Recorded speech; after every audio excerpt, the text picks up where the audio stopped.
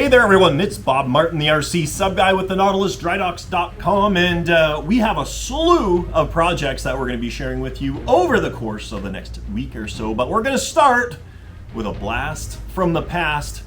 It's a baby 96 scale USS Skipjack submarine. Let's take a look.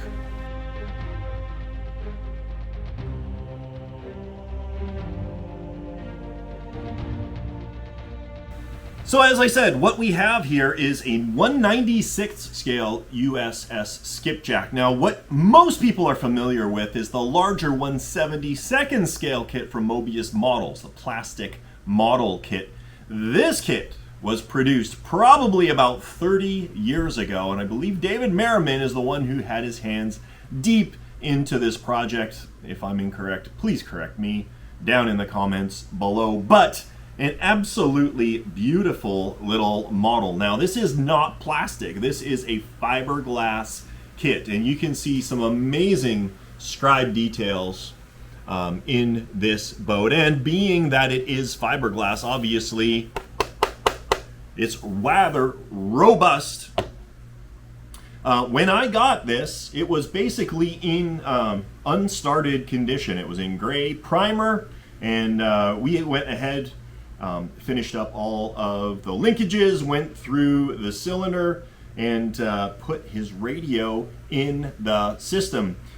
The drive cylinder for this is an OG D&E Miniatures 3-inch watertight cylinder. Again, I'm thinking, you know, circa early 1990s kind of thing, but I'm happy to report it's functioning absolutely perfectly, and it did not leak so much as a drip of water throughout all of our testing and implementation.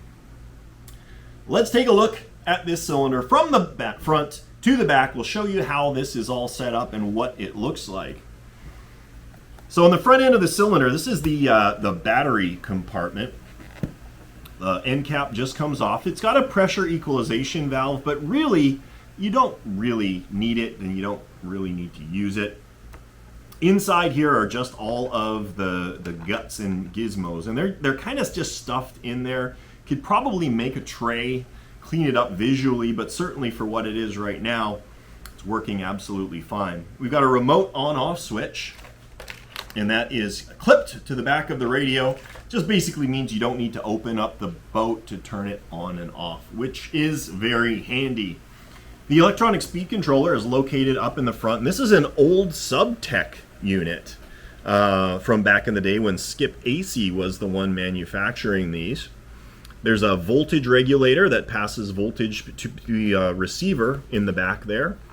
And then we've got a 1300 milliamp hour lithium polymer battery pack that powers everything up. So I'm just going to go ahead and connect the battery here. And of course, nothing happened, because the switch is looking after it all.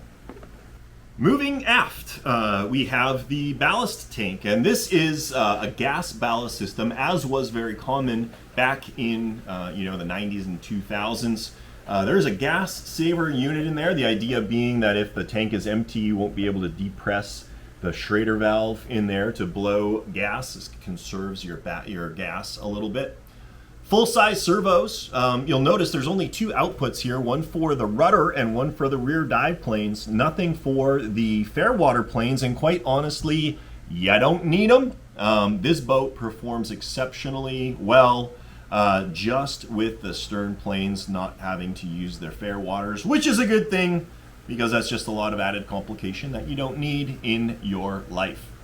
The receiver is in there. There's a big Futaba receiver, probably about 4 times larger than most modern receivers would be. In the back here, this is the motor compartment, and this holds an electric motor that runs through a 3-to-1 gear reducer, and then out the shaft in the back. Even with that 3-to-1 gear reduction, this thing spins exceptionally quickly. This is a fast boat, as you'll see in the videos when we get to that point. Controlling everything is this old Conquest 75 megahertz Futaba radio. still works perfectly fine. We have not run into a problem, not so much as a glitch with this unit. So happy to report that as well. Let's take a look at how we get everything into the submarine, because it is, as you can tell, somewhat squishy situation. Access to the boat is really easy. We're just going to loosen off this flat-headed brass bolt in the back of the boat. And then everything just comes apart. So we got our upper hull here, and you can see this really deep Z-bend. Now, I'm not certain why that Z-bend is so far aft. Typically, you would see it way more kind of up front here, but it works fine. It works fine. Just makes it a little tricky to get to your trim, foam, and weight up in the front of the boat. Other thing I want to mention, this sail is completely removable. There's just two little nuts in here that you can loosen off, and the entire sail assembly comes off for storage and transport. And we got the business end of the boat. This is all the weight that it required. And you can see that adhered down to the bottom. And there's an orientation pin, and that helps put the cylinder in the correct spot in the boat. Before we go any further, we're going to grab our drive shaft and just slip it into the back. And there's a little dog bone adapter, and that's now connected to the propeller. Grab our cylinder, put the dog bone in place, and then as we drop this down, there is a little hole in the bottom of the ballast tank, and you align that hole with the pin, and it slips down, locks into place, and you just stretch a rubber band over the top, and that keeps it locked in.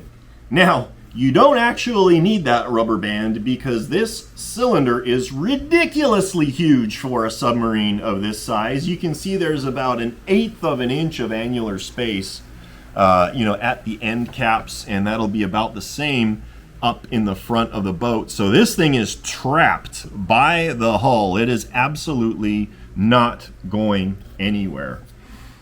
Once you've got it in place, you just grab your little connections here, and these are like nylon ball joint connections. You just snap them in place. I think I got that one. And grab the other one. Rudders and dive planes, and I'm just going to tuck the receiver antenna back there. Now that everything is in place, I'm just going to go ahead and turn the radio on, and we're just going to check some functions here. Battery's connected, so we can turn it on. And we've got all of our functions. We've got our rudder control, our dive planes, and our propeller. And you can just listen to this, how quickly this thing spins. That'll move some water, trust me. And then the other thing we've got is the ballast system, the vents and the blows. And you can just barely hear it here, blowing it. And then when we vent, the little vent opens up and all the air comes on out. Easy as that. You just take the upper hull when you're all done, slip it over the front, drop it down, bolt it, and you're off to the races.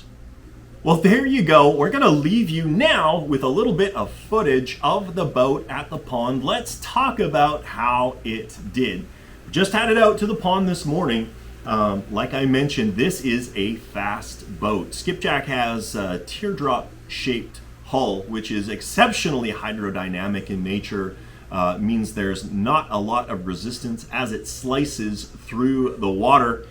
We've got this boat ballasted, so barely the periscopes are sticking out with the ballast tank completely full. That means you've got a little bit of positive buoyancy in the case of an emergency situation where, say, for example, you've completely lost signal to the boat or something. Eventually, provided you don't have a catastrophic flooding of the cylinder, it will get itself back up, no problem.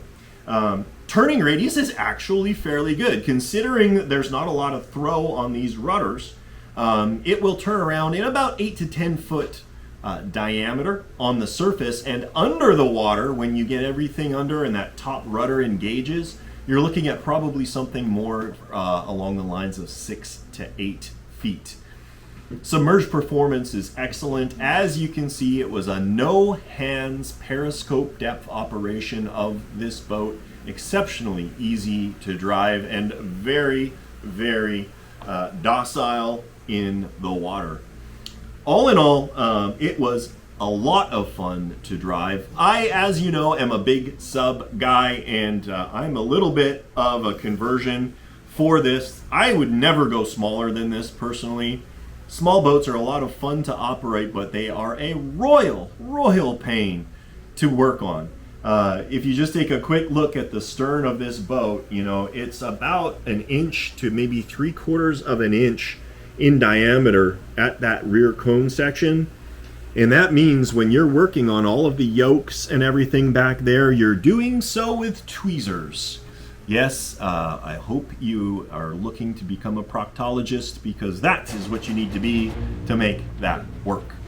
All that said, still a cool boat, and it is going to make the new owner really happy, hopefully. With that, you can feel free to drop comments and questions in the comments below, but you'll get a faster response if you reach out to me directly at bob@nautilusdrydocks.com. I would love to hear from you. By all means, please do like and subscribe to my channel. It helps us out here at the Dry Docks a lot. And with that, we are going to let you go. Hope you enjoyed the video. We will catch you next time.